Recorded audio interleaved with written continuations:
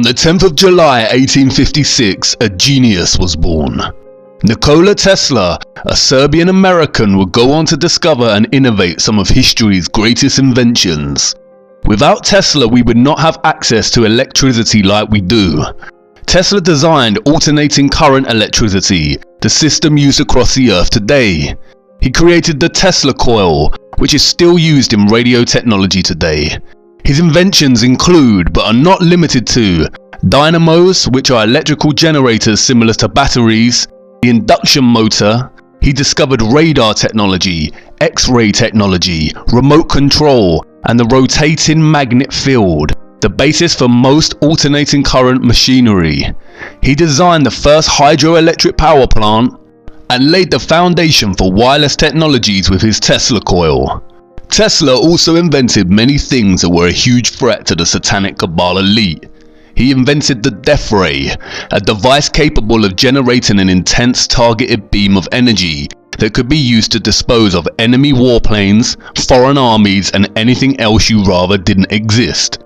The Death Star in Star Wars riffs on this invention. He invented something called an oscillator, a device that when he attached it to an office nearly shook down the entire building and everything around it.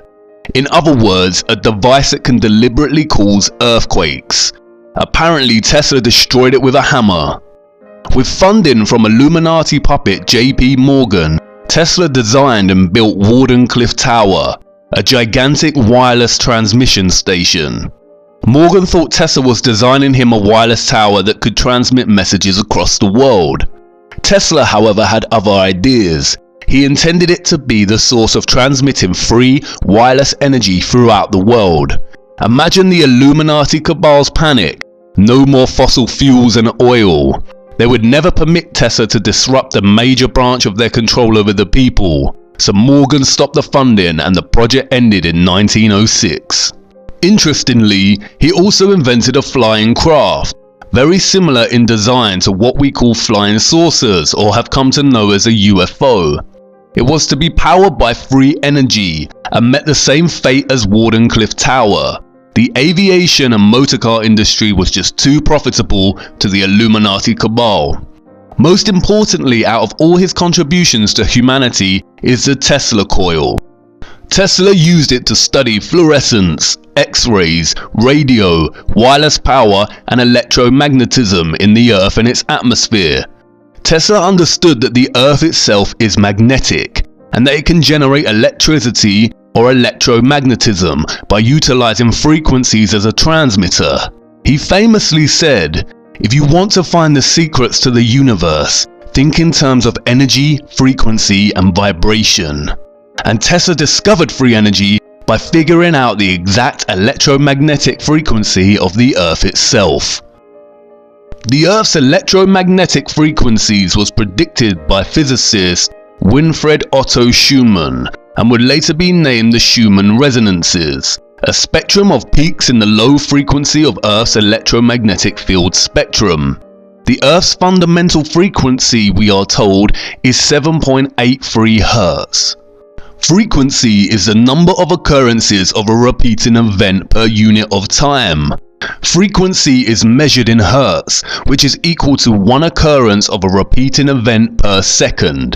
It is used as an important parameter in science and engineering to specify the rate of oscillation and vibration of a specific phenomena, such as audio waves, radio waves, and light waves. We are indoctrinated with the heliocentric globe life from very early on in our education. And although we are taught about the importance of electromagnetism in physics class, it is usually in the context of engineering, of building motors and electrical systems. What is less emphasized in our education, however, is the inextricable relationship between electromagnetic frequencies and vibrations with all living matter. At this stage in the series, I know I have your attention, and you are probably warming to the reality that our Earth is a flat plane and not a globe. But our globe indoctrination is so thoroughly established that you are probably still imagining the Big Bang as the Earth's beginning, and that the Sun and Moon are giant spheres spinning above us, locked in some kind of orbit depending on gravity. So I need to show you the mechanics of how this is all possible in the first place. We will leave the why for later. The best place to start is where we left off. We spoke about the firmament and there being water above. We explored the notion that the stars and planets are not spherical balls of rock and burning gas, but dancing glimpses of light interacting with the waters above the firmament. Japanese scientist Masaru Emoto came up with an innovative new way to capture the form of water. He titled this work Messages in Water. Emoto would take samples of water in petri dishes and freeze the water at -25 degrees. After a few hours, Emoto would analyze the frozen water under a dark field microscope with photographic capabilities in a lab at a constant temperature of -5 degrees. Emoto tested out different audio frequencies and human sound vibrations on each sample. He focused on the way human vibrational energy, thoughts, words, ideas and music affect the molecular structure of water. Let's look at his results. This photo shows the beautiful geometric design of the Shimanto River, the last clean stream in Japan. Notice the beautiful geometric form, similar to that of a snowflake. This one is of Mount Cook's glacier water in New Zealand. This is a photo from the fountain at Lourdes, France. This one, however, is from a highly polluted river. Look at the comparison of polluted water with clean river water. Emoto decided to see how music affected the shape of water. He placed water between two speakers for several hours while playing different music. Here is Beethoven's Pastorelle.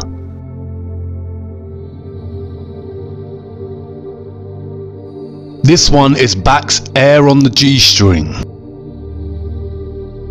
This one, Chopin's Farewell Waltz. This one from Generic Healing Music. Look at this shape produced by the Kawachi folk dance. This one shows the result of heavy metal music. Like before, here is a comparison of metal and healing music. Emoto took the experiment a step further. He decided to look at the effect of human words and phrases spoken into the water, and by writing these words down and taping them to the glass overnight. Here is thank you. Here is love and appreciation. This one shows the effects of you make me sick, I will kill you. Again, a comparison. Very different geometric forms through intention. Here is a photo of very polluted water from the Fujiwara Dam. Here now is the same water, but after a prayer is spoken to it. Prayer, sound coupled with intention, has literally changed the water's entire molecular structure. Emoto's work not only demonstrates the diversity of the molecular structure of water and the effects of the environment on the water itself, but that sound frequency and vibration has a strong effect on its structure. Considering our bodies are composed of at least 80% water, perhaps we should be a little bit more careful as to the sounds we expose ourselves to. But this is where it gets really interesting. There is a field of activity called somatics, which applies different sounds and vibrational frequencies to matter and water. In somatics, a metal plate called a Chladni plate attaches to the top of a speaker. If you spread sand across the top and play different frequencies, it produces some very interesting results. The same experiment can be applied to water bowls. Look.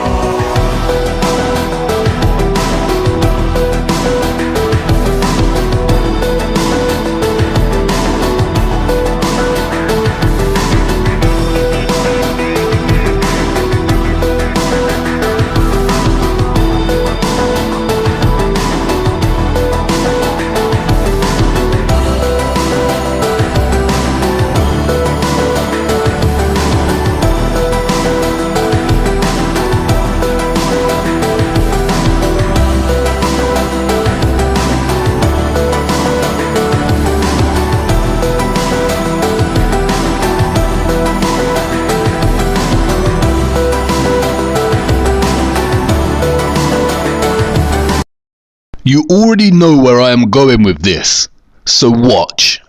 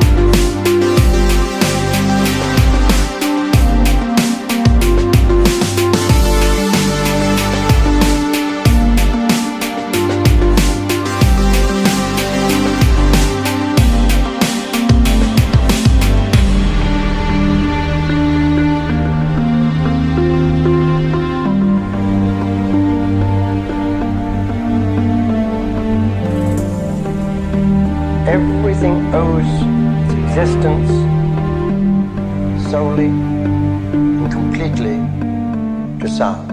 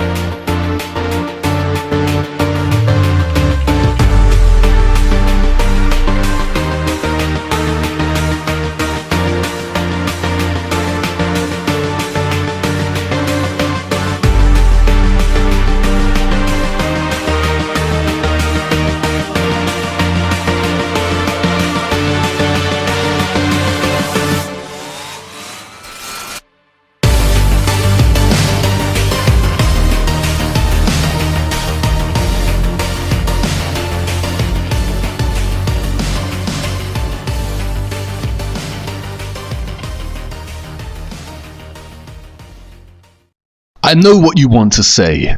That's great, but it doesn't actually explain what the stars and planets are. And if there is water up there, then why is the entire firmament not vibrating with such light patterns? Have a little look at what they were able to produce in a lab.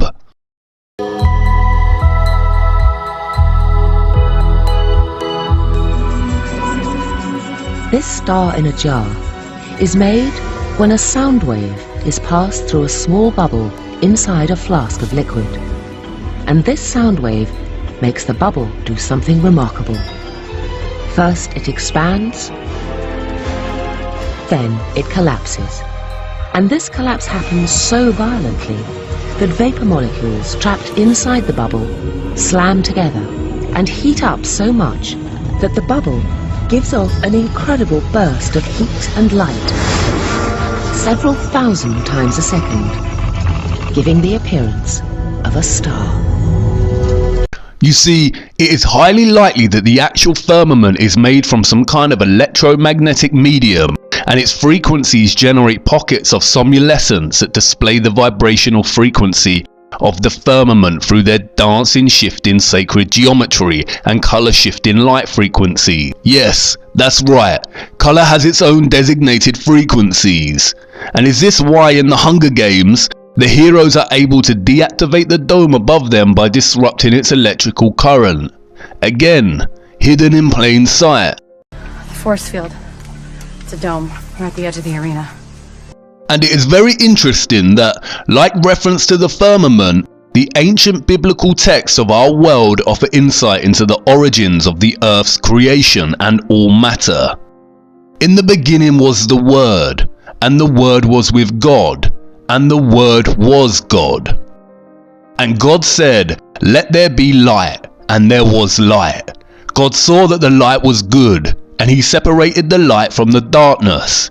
God called the light day, and the darkness he called night. And the evening and the morning were the first day.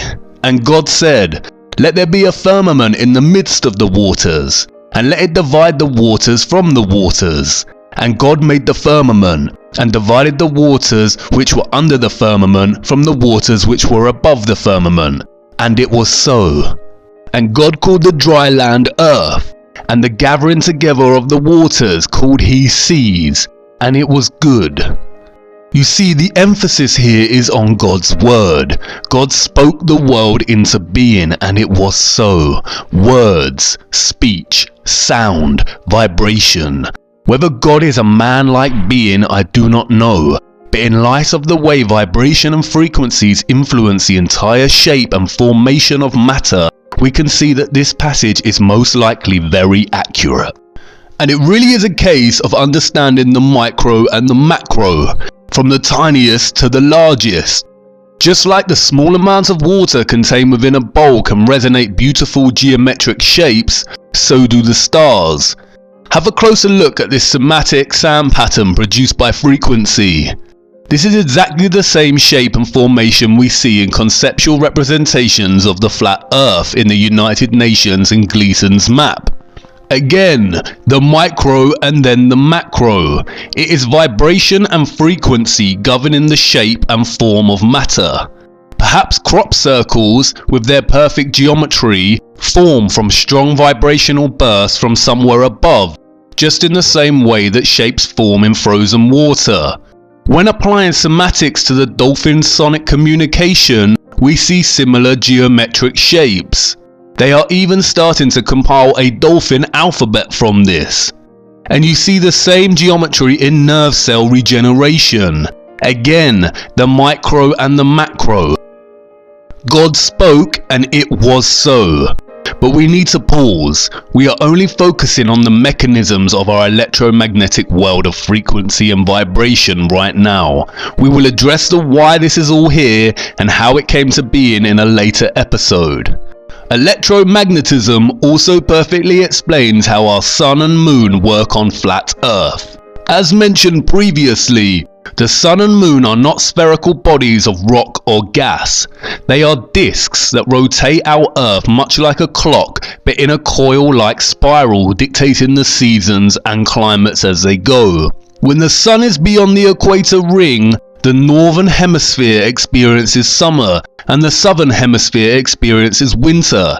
Inversely, when below the equator, the southern hemisphere experiences summer and the northern hemisphere experiences winter. But up until this point, we have not explored how our celestial bodies of light can actually travel in such a clockwork fashion. And as gravity is a hoax, this mechanism becomes even more mysterious. But again, electromagnetism and engineering holds the answer. We are told that the Earth's magnetic field extends from Earth's interior out into space, where it interacts with solar wind, a stream of charged particles emanating from the sun. We are told that the Earth tilts on an axis, and it is as if there was an enormous bar magnet placed at an angle through the center of the Earth. Mostly, this is all lies, but there is a strong magnetic presence on Earth, and it appears to be located in the north, and that's why compasses point north. On our flat plane, however, north is actually center.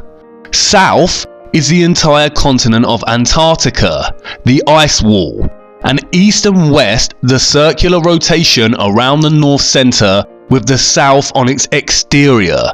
That's why it can seem that you are traversing the entire Earth when traveling east in a straight line. You end up where you started not because the Earth is a globe and you are traveling in a straight line, but because when you keep the compass pointing to the east, you are in effect traveling in a circle.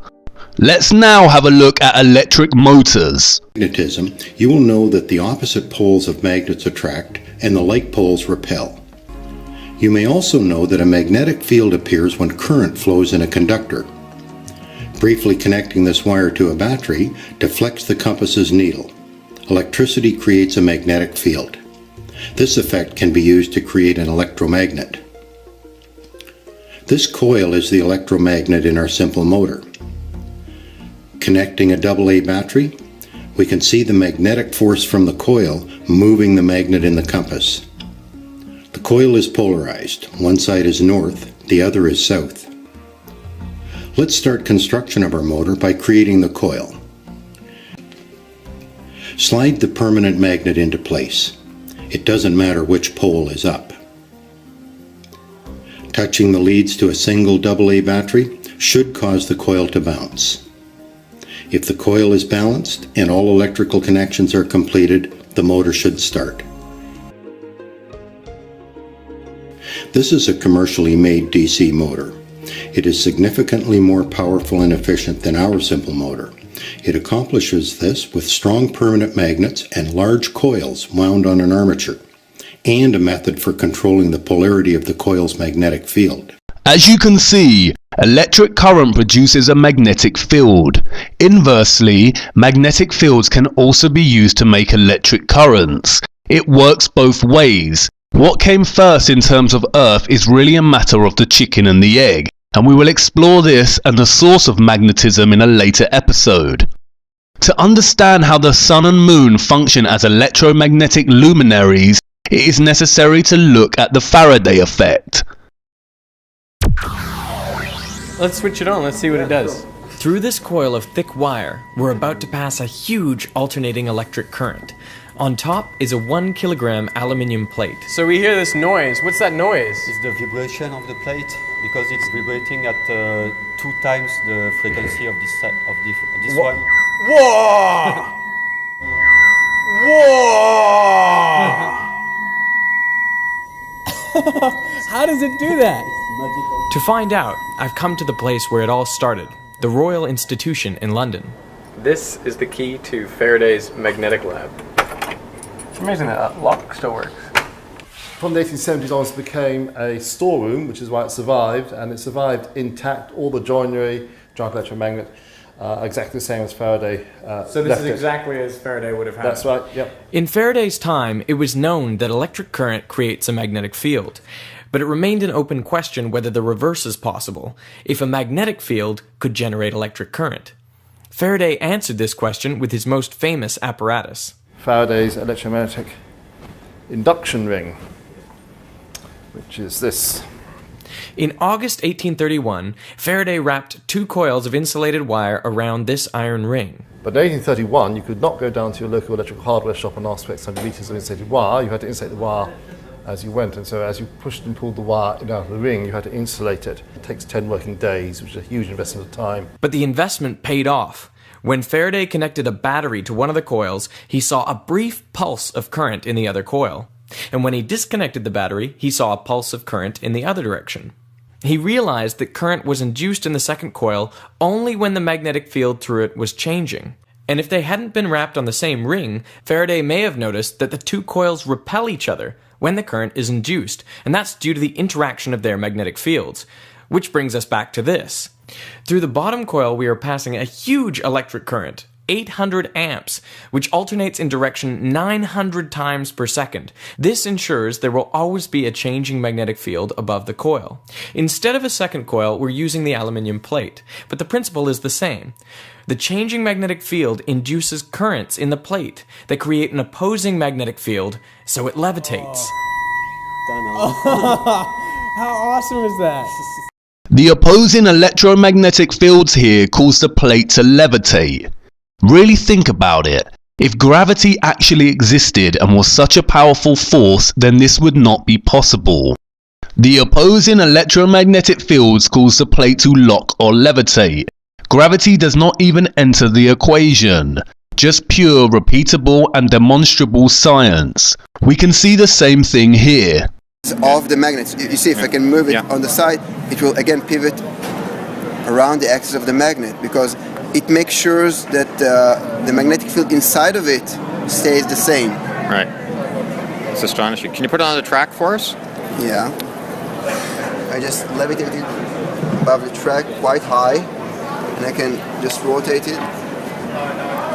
So it's actually floating above the surface. Yeah, it's not floating, it's locked above the surface. So you could tilt it at an angle and it would still fly around. Yeah, I can do it like this, and it will just go around like this. I can just go and put it at different height, and then like this. And lock it at the height. Lock it, yeah, different height, different configuration. Right. And I can even lock it at opposite way. If you could just hold for a minute. High. I'm doing the same thing. I'm locking it upside down, and then it is suspended.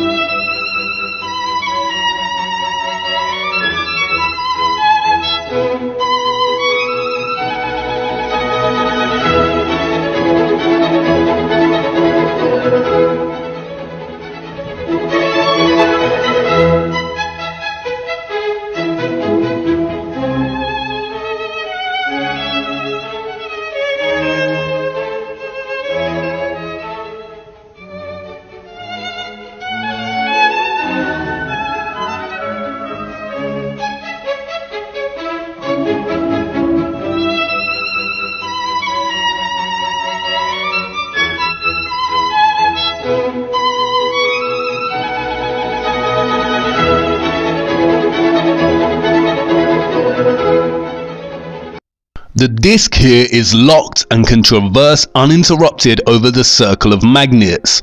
In the same way here we see it work inversely via quantum locking. the disk traverses locked underneath the magnets.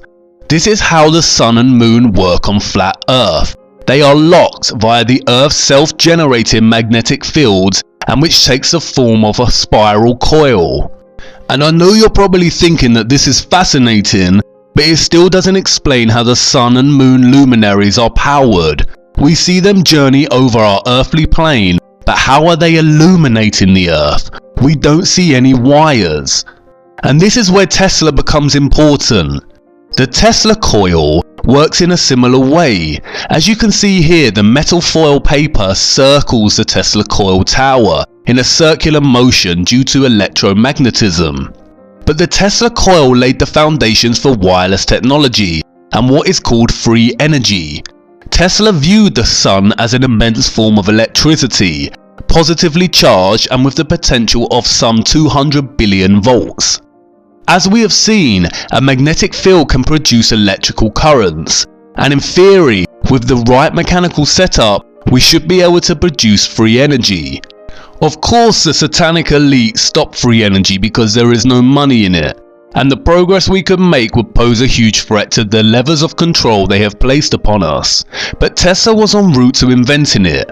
Look at this mini Tesla coil.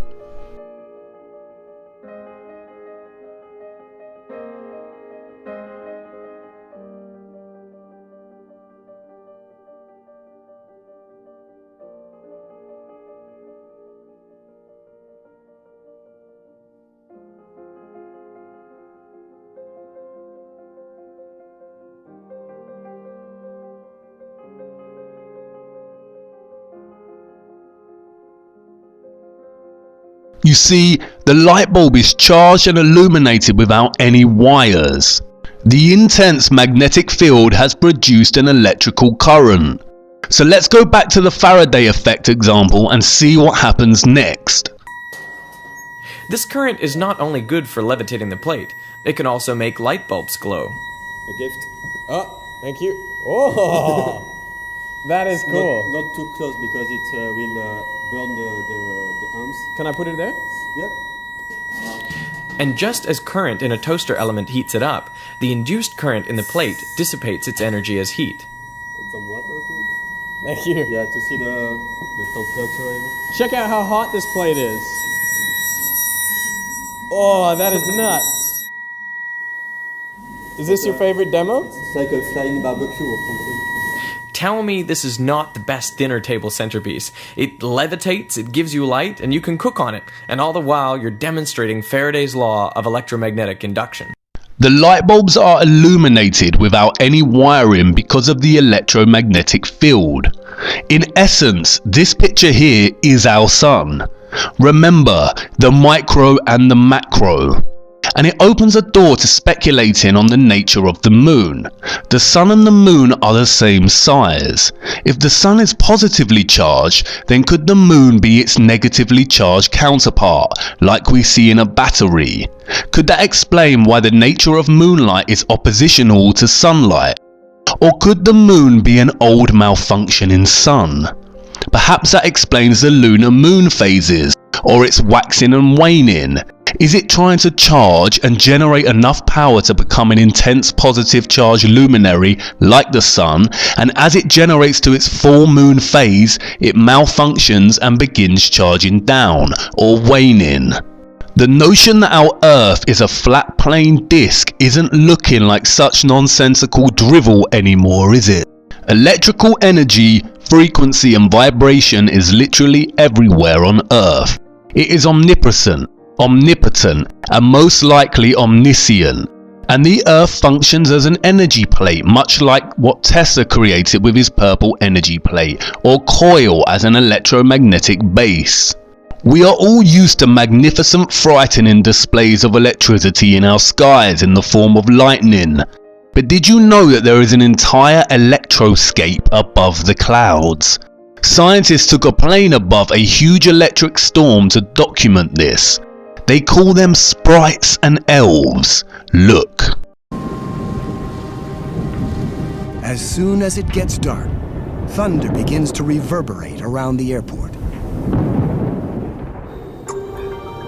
the researchers board the planes on what looks like a promising night. At 9 p.m., the two jets take off. They're heading for thunderclouds 120 miles away that are vigorously producing lightning. The cabin is in constant communication with Yair and Lyons at Yucca Ridge. Essentially, they want some kind of a central location. He evaluates the data and gives the pilots the latitude and longitude of large thunderclouds where sprites might appear. For reference, we'll be on this data collection run for about 10 minutes. Did you get it? For an instant, a giant red flash appeared. On replay, they can see beautiful shafts of light thrusting upwards towards space. The mysterious sprite in all its glory. Then, the sprites keep coming. Yeah, we got Sprite. On board, the team reviews the stunning and unique images. This sprite was shaped like a mangrove tree. It's been captured in more detail than any sprite until now. Just like its name, this sprite evokes a fairy with wings.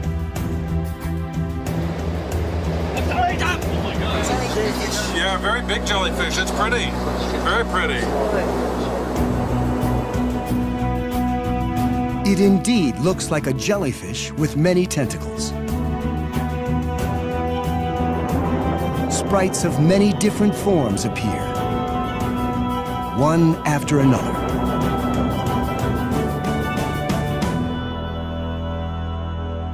Seen up close, they have a variety of shapes.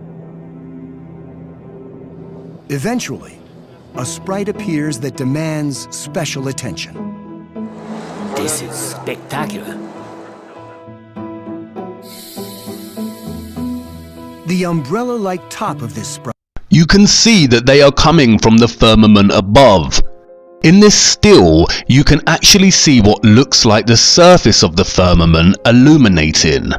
This is most likely what causes thunder and lightning in the first place. Powerful bursts of electrical discharge from the electromagnetic firmament, which instills electricity into the clouds and atmosphere below, and which is then expressed in the form of lightning. Again, the ancient texts tell us this. And other things I saw concerning lightning, how some of the stars rise and become lightning, but cannot lose their form. It's been proven that lightning excites the Schumann resonance, the electromagnetic heartbeat of the Earth. Again, electrical energy, frequency and vibration is literally everywhere on Earth. Think about the oceans. Water is a well-established conductor of electricity. Seawater has a salinity of roughly 3.5%, which is composed primarily of sodium or salt. Sodium is one of the 4 electrolytes. Our bodies cannot survive without sufficient electrolytes. These electrical ions literally regulate our blood volume and pressure, our cells, muscles, hormones and organs. Look at an electrolytic cell and then a voltaic or battery cell. Both are very similar in nature and both look very similar to the models of Flat Earth itself. Again, the micro and the macro. Furthermore, look at someone who has been struck by lightning. Look at the scar. It looks like a tree or a tree's roots. Electricity, vibration and frequency again creating form. Trees are often exposed during storms. Could this be why the fruits that grow on trees are acidic in nature, just like batteries contain battery acid? Water is also diamagnetic, meaning it repels a magnetic field. This explains the tides. The magnetic fields generated by the sun and the moon influence the movement, ebb and flow and height of the oceans as they journey above over our flat Earth. This causes the oceans to fluctuate between high and low tides due to being repelled by magnetism and then released. Look.